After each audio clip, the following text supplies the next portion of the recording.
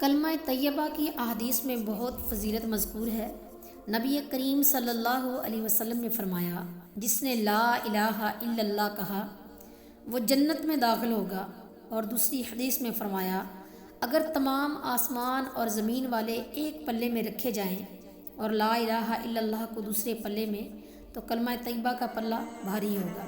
اور فرمایا، قیامت کے روز سب سے زیادہ شفاعت کا وہی مستحق ہوگا جو سچے دل سے کلمہ طیبہ پڑھتا ہے۔ اور فرمایا، قیامت کے روز 99 یعنی 99 سجلات وہ کلمہ طیبہ کا پرچہ ترازو میں رکھ کر تولا جائے گا تو کلمہ طیبہ کا پرچہ بھاری ہوگا۔ اور فرمایا، سب ذکروں سے بہتر ذکر لا الہ الا اللہ ہے۔ اور فرمایا، تم اپنے ایمان کو نیا کرو۔ عرض کیا، یا رسول اللہ صلی اللہ علیہ وسلم، ایمان کو کس طرح نیا کریں؟ فرمایا، لا الہ الا اللہ کثرت سے پڑھا کرو۔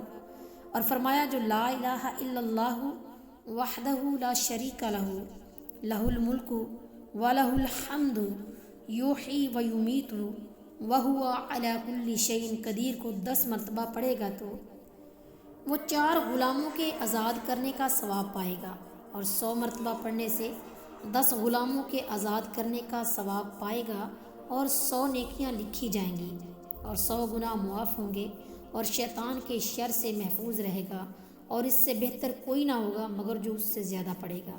اور فرمایا، لا الہ الا اللہ واللہ اکبر، یہ 2 کلمے ہیں، پہلے کلمہ کو عرش تک پہنچنے میں کوئی روک نہیں سکتا، اور آسمان اور زمین کے بیچ کو بھی بھر دیتا ہے۔